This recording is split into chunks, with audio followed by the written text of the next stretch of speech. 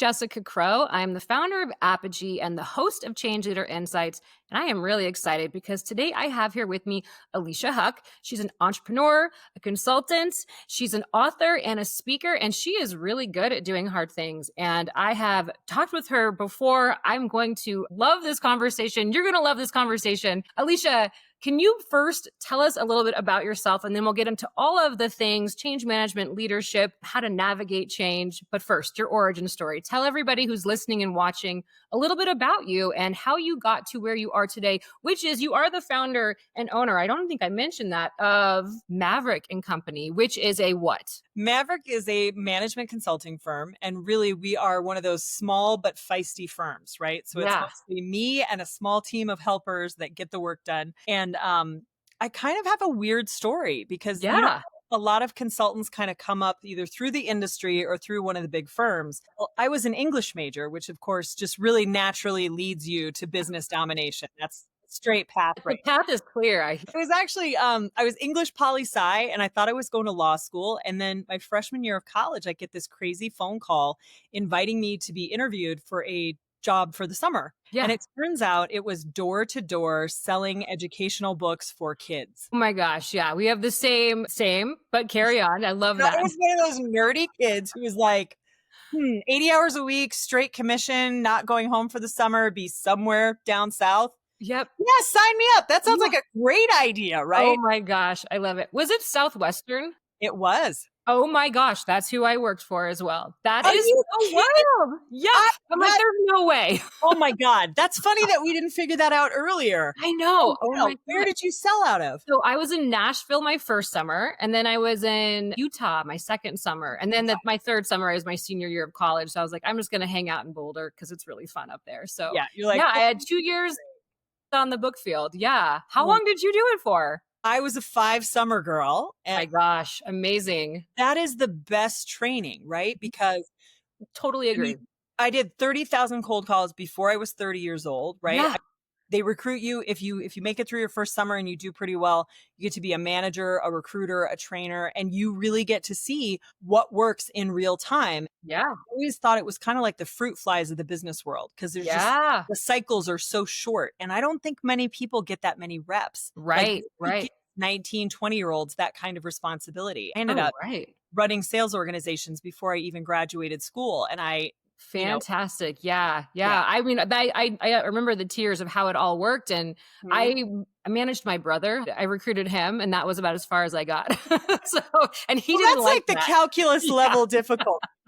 Yeah. He was like, you're younger. It was no good. But anyways, that's impressive. It's a hard job. But to your point, man, what a wonderful training opportunity, not just for life. Like, I'm so glad I did that job. I love that you did that, but keep going. That's so fun. I actually just spoke to a group that's coming out of Boulder a couple weeks ago. They're headed to the book field this Saturday, as a matter of fact. So no way. So they're still selling door to door. It's insane, isn't it? And they make insane money these days because they've figured out products and subscriptions and the whole nine. And so amazing.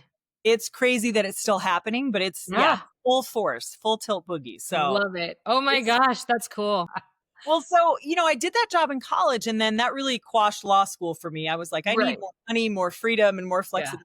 Yeah. And then I bounced around a little bit in corporate America. So for those of you out there who are like, what happens if you get fired? It's fine. Life still turns out really great. You just got to find your groove, right? Right. And it was in 2004. I was pretty cocky, and I was like, I don't know, maybe I'll just be a consultant. That should be fine. It would be no big deal. And it took a while to find my groove, but I really have discovered that, I like hard things.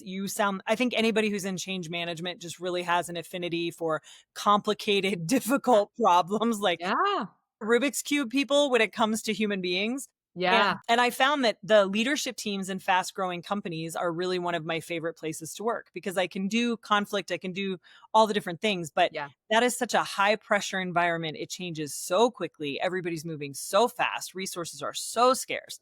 And just a lot like when we sold books, you have to develop leaders really quickly and you have to be good and adept at moving the culture and evolving it as you go. So I like all those bits and pieces of things. And, fast growing companies, the ROI is just really, really ridiculous when you work with those teams. And it's It's owners who have sunk everything they have into something. And it's for the people that I work with, at least. I know some people are different, but for my people, it's personal, those wins and those losses. And they want to win. Absolutely.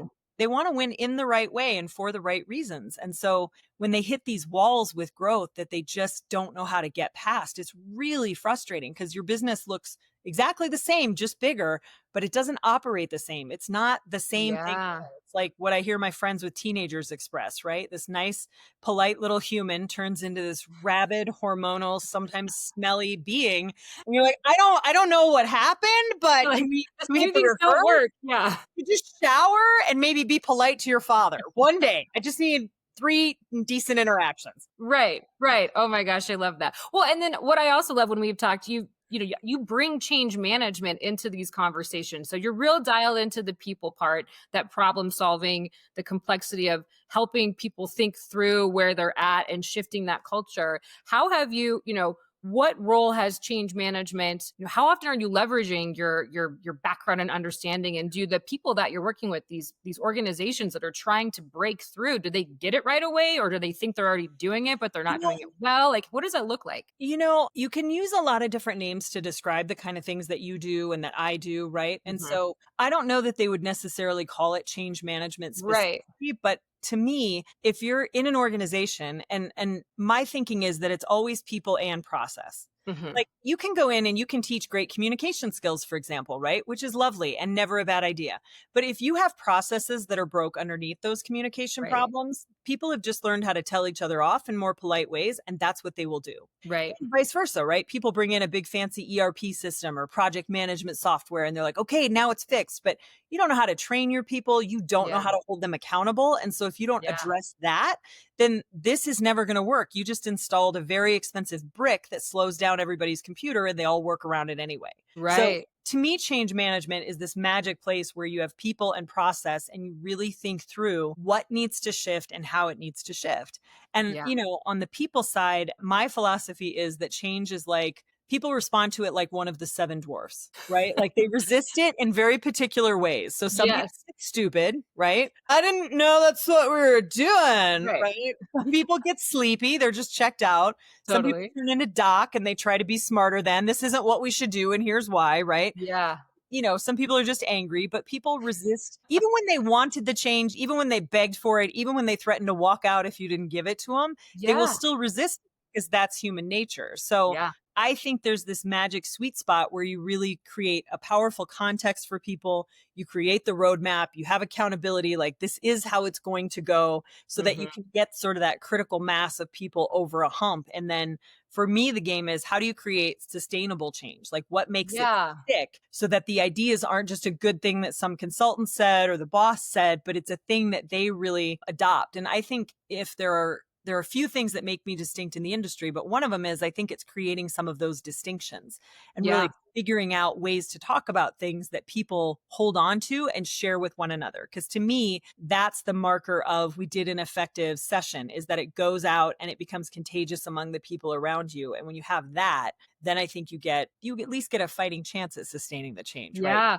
I mean, I love that you are talking about this, and this is a real focal point for what you do and the clients that you serve, because, I, having been on the consulting side and having worked with some of the larger firms too, I have seen way too many times firms drop off these giant slide decks that never ever get looked at after the engagement's over, and then you still have the same people in place and they don't fully understand what's in the deck, and then it's just, it ends up being such a waste of money, and Yeah. people are frustrated by that. So I love that you're talking about, how do we make this sustainable, how do we continue on with this conversation? And it sounds like, tell us a little bit more about what that looks like. You mentioned messaging, it sounds like there's some meetings and conversations or some Yeah. sort of engagement that's happening to really make that stick. But what have you seen work well with the people that you're supporting? Yeah.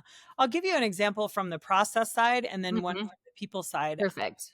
So I worked with an engineering firm at one point, and engineering is a really hard profession, but they were Mhm. good people, but they had sort of developed a reputation as a bit of a sweatshop. They weren't Right. doing anything that was different than anybody else in the industry. It was just this thing that they had gotten tagged with, right? Like sometimes Right. ideas just stick around. And so we made a bunch of different changes, but one of the thing that really blew me away from a process standpoint that made the biggest difference is we actually created a really simple reporting structure where people would report in their hours, and then we added Mhm. two really unique categories. And they were how you doing professionally and how you Mm. doing personally. Love that. All we did, this is crazy, but all we did was had people rate themselves red, yellow, or green. If Yeah. you're green means I'm good, yellow means I'm a little twitchy but I'm hanging in, and red means things are bad and I'm drowning in this area. So we didn't Yeah. ask them to share personal details about their lives, right? We didn't try to do therapy in the conference room, which I'm very Right. opposed to, but we did ask. And so, we had one guy, I remember he had a daughter that was a really struggling teenager. She would run away a lot. He was really stressed out at home a lot of the time. But Yeah. that gave us a mechanism to actually just kind of see where people were at, right? Who was under too much stress. You're red all the time in your work category, then we're doing something wrong, or you're the wrong person, or you're missing Right. some skills. And Right. the funny thing is, we didn't have time to change anything about how the managers managed. We didn't have them talk about those categories. We literally did nothing but ask the question. And Yeah. within 6 months, we did sort of a, gathering to see how things were going. I had people almost in tears saying, I've never worked for a company that cared so much before. I'm Wow. so lucky that I'm here. I talked to my husband. It's the same company. We're not doing anything else except we asked one question. Yeah. That is so powerful. And I love that you did that. And I can see that being so effective because that doesn't exist in organizations, in many organizations, or maybe not. Maybe now there's more conversation around Right. well-being and understanding that we bring our whole selves to work. It's not like we walk through the door, we turn on our laptop and our personal lives melt away, right? And it's like, oh, here I am. I mean, what you have done is and help them do is just create space for that conversation, which sometimes people just want to feel heard and seen. And what a powerful tool too, because then it's not like, oh, you're underperforming here, therefore it means this. It's like, let's take a look at the full picture. Yeah. Wow, you could really get past some difficult moments and turn out, even stronger and better than before. That's a really wonderful example. So, leaders, if you're listening, copy Alicia. That is a good idea. I love it. Gold star. What You are might some have other started with examples? that one, Yeah. right? Well, that group was great too because they had kind of fallen into a we can't give trophies because the people who don't get them pout. So they weren't celebrating anything anymore. And celebration is one of the biggest missed opportunities when it comes to Huge. people, Yeah. right? So we looked at their core values and we did some really intense sessions to write out core values that really sounded like them. That's a lot of work. And then Yeah. they picked one for a team each quarter and then a couple for individuals. And they would give out Wow. individual awards and then team awards. And one of their core values was laughter sets the tone. Oh, that's a great core Oh my value. God. Their core values are magical. If you want a copy of some really great stuff, I have a whole originating documents With file that. that I put Yeah. a bunch of that kind of great stuff in. But they were like, the work isn't always fun, but how we approach it can make it fun. And the Mhm. team trophy and the individual trophy that they gave out, get this, they found a 3-story like bowling trophy at some thrift store. They threw a rubber chicken on top, and that was the now traveling team trophy. I And love then it. for the individual person, they got her a personalized bobblehead, I mean, yes, all of that. I love right? it. Like consistency, clarity, that's process and people and culture all together. I mean, it Yeah. was it was flippin' magical. And I've seen some stuff. I worked with an elementary school once that had gotten Mhm. really, really ugly and really, really negative. Like they Yeah. were just at each other's throats and there were a whole bunch of different reasons for it. But as an incoming principal, the person Mhm. really was like, I don't know what to do with these people who are just, I mean, we had a teacher who would literally sit in staff meetings with her back to the table. That's odd.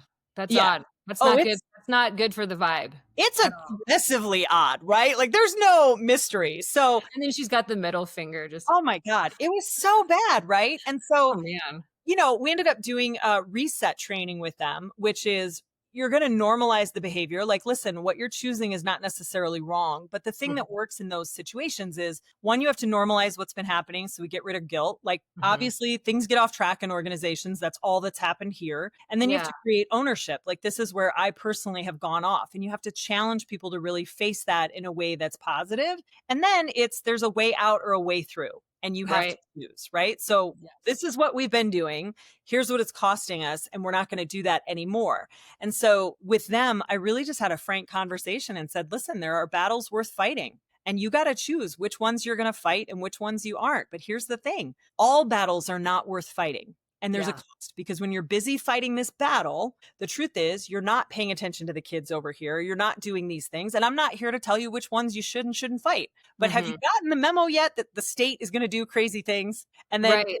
you talk about roundabouts versus four-way stops, right? There was always this big controversy. And when you really analyze, you find out they're about equal. It's Yeah. usually not the system, it's the way that you approach and interact with the system. And so Yeah. it was a great way to really call them out and call on the best in them, right? Like assuming the best is there, that they care about kids, that they're just frustrated and resigned, and then let Yeah. them choose without judging them for their choice. Like, you get to pick, but what are you creating as an environment for these little nuggets to learn in? And what are you creating as an environment for yourself to work in? You can go to war with your principal. You don't win anything, right? Right. But if they lose, you're still like, you're not changing the thing you wish to change. So Right. it's time to choose. And I think sometimes in change management, we lie, right? We're optimistic about the outcomes This and is the gonna be options. the best thing ever. Yeah. Or, I really care about your opinions. If you don't, you got to say that. Like, hey, the call has already been made and I want to hear you out about your frustrations and concerns. But to be Yes. clear, it's a done deal. Yeah. Well, Yeah. that kind of honesty, I think, moves the needle a lot further, a lot faster, especially when it's delivered in an appropriate, respectful way. Like, you don't have to love this. I don't expect you to love this. You want to yell at somebody, you can yell at me. But it is what is happening. So now you have a set of options and you should choose, and you must choose, because Right. after today, this is what we're doing. And if you're on the boat, you got to be on the boat. You can't be on the boat and set fire to the boat. That's not going to work. No, that is I love how you've explained that because it's very easy to understand, and I have seen that, and anybody I'm sure many leaders and people who are in the change management profession specifically have seen this where, it seems like there's an out. Like the whole idea of collecting feedback gives people this false perception of maybe if I voice this, then things will be different. And then when it's not, to your point, like the decision has been made, that actually builds more resentment and frustration. And Yeah. so I love how you've explained that because sometimes you just have to let people vent. That's another thing that a lot of organizations could do better is create contained space for that venting. Let it happen. It's cathartic, let it out, and then you move on. And that's not really there's not a lot of muscle memory there from what I've seen in many organizations. Contained space is a great way to put that, right? Yeah. There has to be a stopping point. Like, Got to be you got it. professional and Yeah. respectful, and we have to have a choice at the end of it where we're going to decide. But it's interesting, the research into customer service suggests that it's not actually what you can give people, it's that they Yeah. are heard and they Yep. have appropriate expectations. Yeah. That So makes total sense. setting people up with false expectations, because it helps you avoid the discomfort of the moment, Mhm. avoids the discomfort of the moment, but you're really burning down the bridge that you need to cross. It's not going to work out. It's not going to. I want to come back to something else that you said earlier too, where you were talking about the individual and not having shame and really taking a look at the role that that person has played and how they're contributing to the current state. Because what I have seen over the years too is that you can have this great understanding, and you talk about people and process. You can have a great understanding of change management theory, human behavior, neuroscience, all the things. That's cool, but if you can't work with and understand people and build those relationships and also have a lot of self-leadership and self-awareness, you're not going to be effective as someone who is responsible for leading yourself and others through change. But Yeah. that leadership moment, that responsibility of looking within, that can be really painful and hard for many people because then you're like, wait a second, this is what I've been doing and saying and how I've been behaving. How have you, in terms of strategies to navigate that moment with the teams that you're supporting? I love that you've said you have a decision to make because that can create that forward, okay, I'm here or I'm out. But what other advice would you give to someone who is working within a team or supporting a team that is in that kind of that inflection moment of what's the decision? Do you have any sort of tools Absolutely. or I yeah, think, the most extreme case I ever saw was an organization I worked with that had a pretty toxic leader. Mhm. And I was brought in after, right? To help everybody sort of reset, get into the new interim leadership and move on. And it would have been really easy to just blame that toxic leader for the some very bad things that they had done because they had really not behaved in a way that was ethical or moral. And that's not the example you want to set. Right. Problem was everybody else in the organization that had put up with it for whatever reason they had was then complicit because Yeah. all of them had been a party to a conversation they weren't comfortable with where they Mhm. didn't storm out. They didn't raise Mhm. their hand and object. And so if you skip that part, right, and you make this person the villain, then they're victims.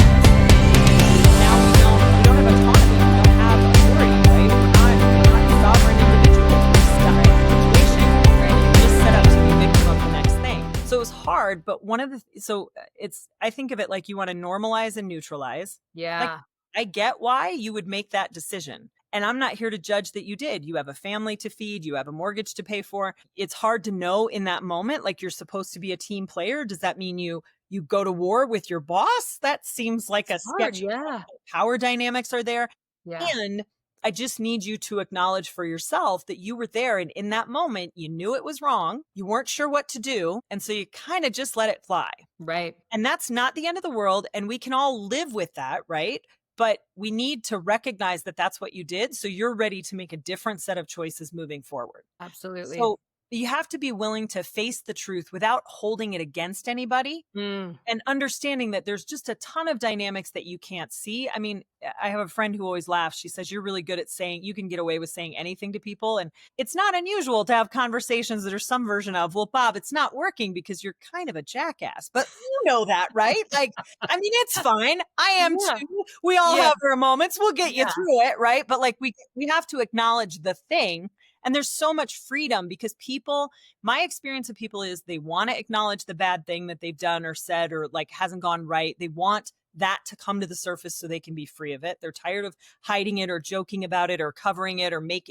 defending it. And everybody, generally speaking, people want the better thing. They just don't know how to get there. That So is so true. if you can lay it out for them and show them a way out without holding it against them, making them wrong. And so you can do that by being really matter of fact. You want to start with where you were complicit, right? If you Mhm. can, if there's a good person in the audience that you can use as the example, sometimes if you put enough pressure that arises naturally, which is, the sweet spot, but you Right. can set people up to raise their hand and go, the truth is I saw it and I didn't do anything. Mhm. And I don't know how to feel about that. And Right. I regret it, but I'm not sure I would do something different next time. And I don't know how that could have gone any other way, but I still wish I had said something, right? It's messy, it's complicated. So if we leave room for that, it tends to get simpler and easier. Yeah, I can imagine that playing out like that. I mean, what you're doing is you're creating safety, psychological safety, that opportunity to fail forward. And when people live in their truth versus not, I think they're going to show up in different ways. And I think what I really appreciate the most about everything that you're saying is that you truly believe, and I believe this too, is that at our core, human beings, we have a desire to live and operate in a place of balance and kindness, and we want to do the right thing, but it gets hard because of all the pressures. We have mouths to feed, we have ambitions, whatever it is. So it gets messy, but I love that you're creating space for teams and leaders and organizations to move forward with the big ideas and changes, and or even just kind of getting out of the hole it sounds like many of them are in, to be even in a place to move forward. That's magic right there. What other, tips or advice for people who are listening or watching this video, having been a leader of large teams and working with executives, what is something that you have seen over the years that keeps coming up that you wish people either knew or understood, or that you're seeing from a trend perspective where you're like, don't do that or do that? I mean, what other words of wisdom would you like to impart on the Change Leader Insights community? That's such a great question and such a sexy question, right? I think one of the things that I sort of stumbled upon is that you want to understand that just like spatial reasoning and time management, some people have a sense of time innately. There are thresholds for how much change people can absorb. Hmm. And so at one end of the spectrum, you've got and usually entrepreneurs and CEOs and those types they can tolerate a high level of risk. Change doesn't really irritate them very much, and they're in control of the change. So to Hmm. them, it's not a big deal. But you have people all the way down the spectrum for whom even small changes are pretty painful, can be really Yeah. stressful. And so you really want to look at, as an organization, where are we on that spectrum, right? And I might Mhm. be here personally, but that doesn't mean everybody else is. So if you understand that, then these people at this end of the spectrum, they need a little more time, Mhm. more of a heads up, right? They need some time to contemplate and kvetch and do all the things and get ready. And sometimes you have to say to them, hey, listen, I get that this is going to be really hard. Mhm. And I'm not going to ask you to do it 27 times in the next 27 weeks, but this week, this is what's needed and we are going to do it. And I get that it'll be painful, right? And conversely, if you're an organization at this end and what's really needed is some speed, right? You may have to have a different conversation. Like you have to address that spectrum because Yeah. like if you picture a bicycle race, right? And if the race gets really spread out, right? When it Yeah. comes to change management, you want to keep it tight. You want to Yeah. keep everybody roughly together. So that means that you may have to have these people slow down a little and do a couple more stages than they're used to or would prefer. And you might have to put a little pressure on these guys, but you can be smart about how you do it so that Mhm. everybody gets what they need so the whole pack can move together. Because if you get too spread out, now we've destroyed any organizational morale that we have. We don't have Yeah. coherence, and it's going to be really hard for us to make great changes together. So keep them Yeah. tight and really think about that spectrum and interview your people. It doesn't mean you have to do one thing or the other, but you want to address what the reality of Technology. change threshold is there. Oh, that's a great example. Alicia, you are amazing and knowledgeable, and just the way that you are able to explain things is so fantastic because it makes total sense, which Well, is really helpful. when two experts talk to each other, right? You're like, yeah, it's like that. It's like that. Yeah, this is a good And there point. is something about being at this stage of a career where you're like, well, it's not my first rodeo. It's like my 145th rodeo.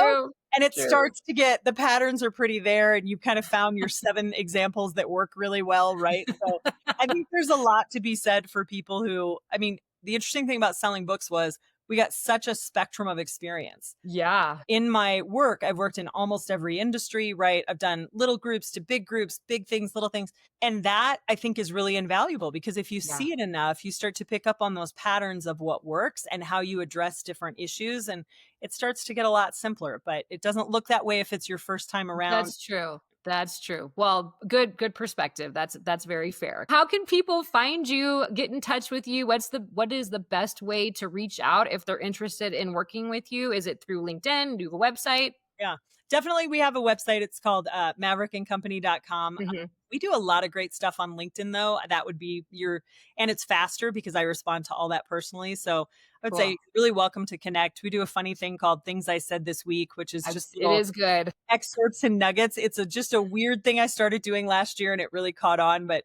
I if love you're it. someone who's leading groups, you'll find a lot of stuff that resonates for you in there. And we're getting ready to do some cool case studies so you can see Cool. examples of what worked in other places that are really short. You can share them in your organization. So look for those. Smart. Yeah, wonderful. Well, thank you so much for your time. This conversation was a lot of fun, and keep doing the great work that you're doing and helping people and organizations move forward in a positive and productive way. Thanks again for your time. Thank you. Thanks for having me. This was fun. Awesome. All right, take care.